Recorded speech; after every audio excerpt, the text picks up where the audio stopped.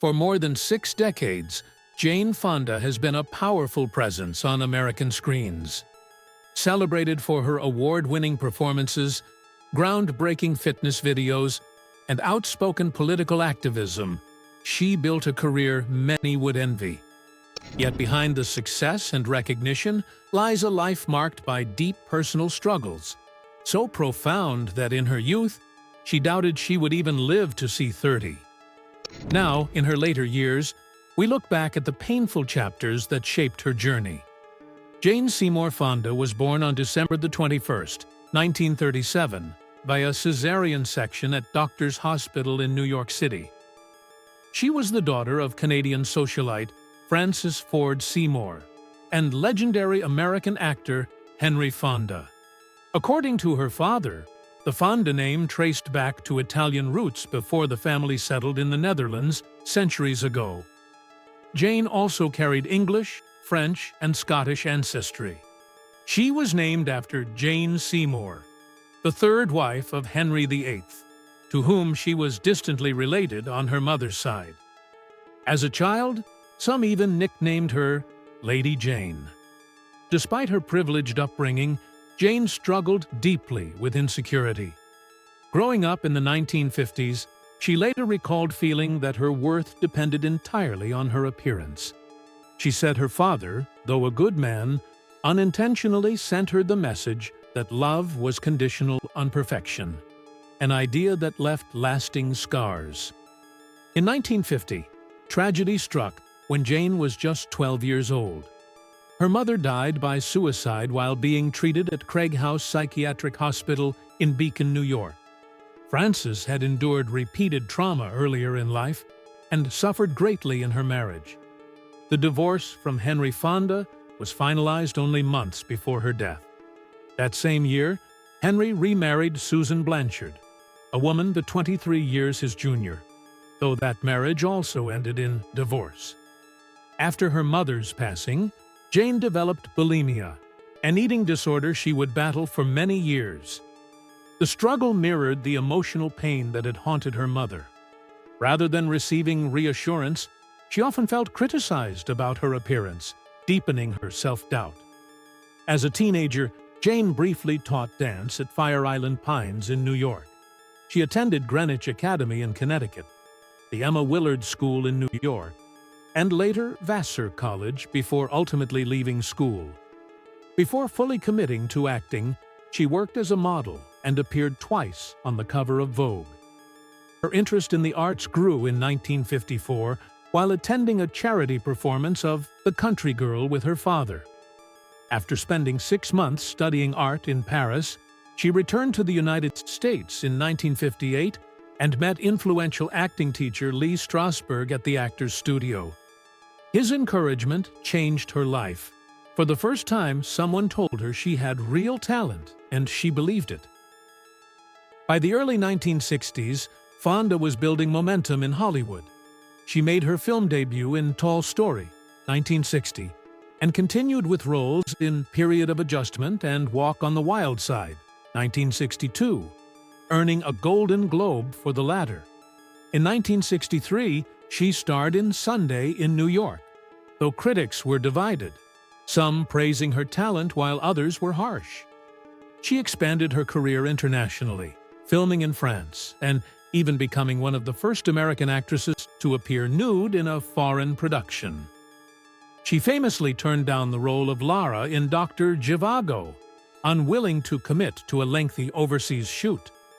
Her breakthrough came with Cat Ballou, 1965, a comedic western that earned 5 Academy Award nominations, with Lee Marvin winning Best Actor. The film propelled Fonda to major stardom. She followed with The Chase, 1966, sharing the screen with Robert Redford and Marlon Brando, further solidifying her place among Hollywood's elite. However, controversy followed her as well. After filming in France in 1966, candid images from a set were published in Playboy without her consent. Fonda strongly objected and pursued legal action, determined to protect her image and autonomy. Through triumphs and heartbreak, Jane Fonda's life has been anything but simple. Her story is not just one of fame and accolades, but of resilience, reinvention, and survival. After building a momentum in the mid-1960s, Jane Fonda continued to expand her range. She appeared in the comedy Any Wednesday, 1966, alongside Jason Robards and Dean Jones, followed by Barefoot in the Park, 1967, where she reunited with Robert Redford. In 1968, she took on the lead role in Barbarella, a playful science fiction adventure that cemented her status as a pop culture icon and international sex symbol. Yet, it was her intense performance in They Shoot Horses, Don't They? 1969, that dramatically shifted how critics viewed her. Playing a hardened, desperate woman during the Great Depression, Fonda delivered what many considered a career-defining performance. Critics praised the emotional grit and vulnerability she brought to the role. Film critic Pauline Kael noted that Fonda had moved beyond light-hearted roles and embraced a raw, fearless complexity rarely seen from stars at the height of fame.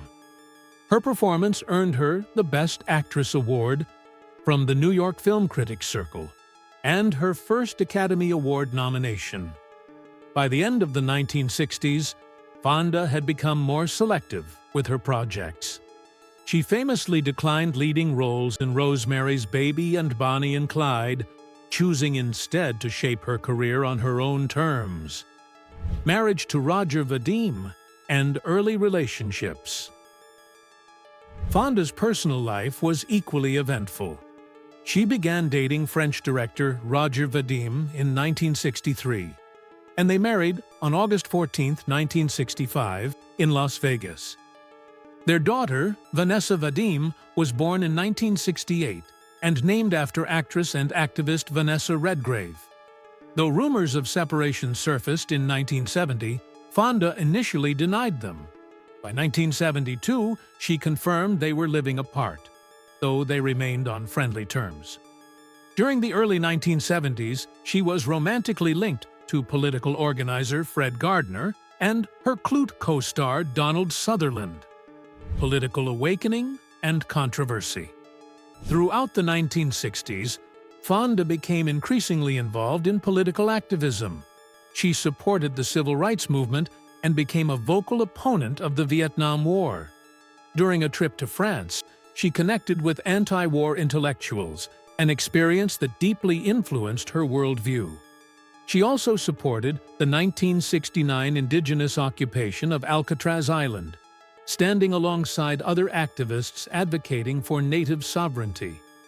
In the early 1970s, she publicly supported Huey Newton and the Black Panther Party, expressing solidarity with revolutionary movements she believed sought justice and equality. Over time, her activism became closely tied to feminist causes, and in 1984 she co-founded the Hollywood Women's Political Committee with producer Barbra Streisand and others. The group initially backed Walter Mondale and Geraldine Ferraro's presidential campaign against Ronald Reagan and George H.W. Bush. Although the ticket lost, the committee remained active in advancing progressive political goals. In a 1988 interview with Barbara Walters, Fonda publicly apologized for controversial actions during the Vietnam War era, especially a photograph showing her seated on an anti-aircraft gun in North Vietnam. She expressed deep regret for the pain it caused veterans and their families, acknowledging that while she opposed the war, some of her actions had been thoughtless. In 1970, she was arrested at Cleveland Hopkins International Airport on suspicion of drug trafficking after authorities searched her luggage. The pills discovered were later confirmed to be vitamins, and charges were dropped. Fonda believed the arrest was politically motivated. Her mugshot later became iconic and was featured in the 2018 HBO documentary Jane Fonda in 5 Acts. Marriage to Tom Hayden and family life. After divorcing Vadim, Fonda married activist Tom Hayden on January 19, 1973. She was 3 months pregnant at the time. Their son, Troy O'Donovan Garrity, was born later that year in Los Angeles. They intentionally gave him his grandmother's surname to avoid the political weight associated with Fonda and Hayden. In 1982, the couple informally welcomed Mary Luana Williams, known as Lulu, into their family. Her biological parents had been members of the Black Panther Party. Fonda and Hayden separated during the 1988 holiday season and finalized their divorce in 1990. During that period, Fonda was briefly linked to soccer player Lorenzo Cachialanza and actor Rob Lowe. Oscar triumph and career evolution. Despite facing backlash for her activism, Fonda's acting career continued to flourish. In 1971, she won her first Academy Award for Best Actress for her role as high-class escort Bree Daniels in Clute. To prepare, she conducted extensive research, speaking with sex workers and brothel owners. Over time, she felt a strong personal connection to the character. Film critic Roger Ebert praised her performance, suggesting the film could just as easily have been named after her character. He admired her intense focus and emotional authenticity, noting how deeply immersed she seemed in every scene. During the 1971 to 1972 awards season, Fonda dominated the Best Actress category. In addition to her Oscar, she won a Golden Globe, a National Society of Film Critics Award, and another New York Film Critics Circle Award. However, between Clute, 1971, and Fun with Dick and Jane, 1977, she experienced a stretch without major commercial hits. She starred in A Doll's House, earning praise for her portrayal of Nora Helmer, despite mixed reactions to the film itself. Critics, including the New York Times, acknowledged her ability to convincingly bring a 19th-century character to life, despite her distinctly modern presence. She later appeared in Steelyard Blues and The Bluebird, continuing to challenge herself with varied and complex roles. Through artistic risks, political controversy, and personal transformation, Jane Fonda steadily reshaped both her career and her public image, proving that she was far more than just a Hollywood star. In 1979, Jane Fonda earned her second BAFTA Award for Best Actress for her gripping performance in The China's Syndrome, a political thriller centered on a nuclear power plant cover-up. Portraying a driven television reporter, she starred alongside Jack Lemmon and Michael Douglas. Critic Vincent Canby of the New York Times praised her ability to fully inhabit the role, emphasizing that she was far more than a glamorous star. She gave the character depth and authenticity. The performance brought her further Academy Award and Golden Globe nominations. That same year, she reunited with Robert Redford in The Electric Horseman. Although reviews were mixed, the film was a commercial success, ranking among the top box office hits of 1979. By the end of the 1970s, industry insiders considered Fonda one of Hollywood's most dependable leading actresses. In 1980, she starred in the comedy 9 to 5 alongside Lily Tomlin and Dolly Parton. The film became both a critical and financial triumph, solidifying her mainstream appeal. Reconnecting with her father. Fonda had long hoped to mend her complicated relationship with her father, Henry Fonda. Determined to work together, she secured the film rights to On Golden Pond, ensuring they would star opposite each other. The story's father-daughter dynamic mirrored aspects of their real-life tensions. Their collaboration made history. They became the first father-daughter pair to receive Oscar nominations for roles in the same film. Jane received her first nomination for Best Supporting Actress, while Henry ultimately won his first Academy Award. Though their relationship remained emotionally complex, the film allowed them to reconnect before his death, an experience Jane later described as painful yet healing. The Fitness Empire. After injuring her foot during the China Syndrome, Fonda could no longer practice ballet. She turned instead to aerobics and strength training, guided by trainer Lenny Kasdan. This pivot led to the creation of the Jane Fonda workout, which sparked a worldwide fitness movement. In 1982, she released Jane Fonda's Workout, based on her best-selling fitness book. The video became a cultural phenomenon, selling over 1 million copies and remaining the top-selling home video for years. Many people reportedly purchased VCRs specifically to follow her workouts at home. Over time, Fonda released 23 workout videos, selling more than 17 million copies, the most of any exercise series. She also published 5 workout books and produced numerous audio programs. After a 15-year break, she returned in 2010 with new fitness DVDs tailored to older audiences. Producing, retirement, and marriage to Ted Turner. In 1983, Fonda signed a production deal with Columbia Pictures through her company, later renamed Fonda Films. She continued acting through the late 1980s, including her role in Stanley and Iris, 1990, opposite Robert De Niro. Although the film underperformed, critics once again praised her performance. In 1991, after 3 decades in film, Fonda announced her retirement from acting. That same year, she married media mogul Ted Turner, founder of CNN.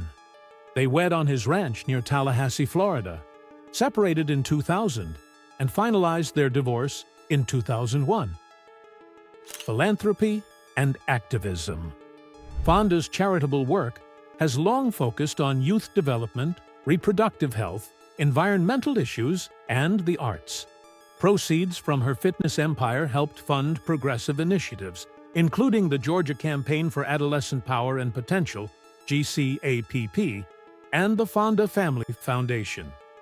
In 2004, she launched the Jane Fonda Foundation with a $1 million personal donation. Merchandise featuring her 1970 arrest mugshot has also supported these causes.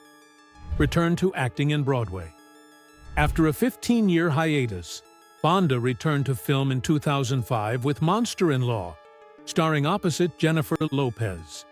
She later appeared in Georgia Rule, 2007, with Felicity Huffman and Lindsay Lohan, earning praise for her commanding presence, despite mixed reviews for the film itself.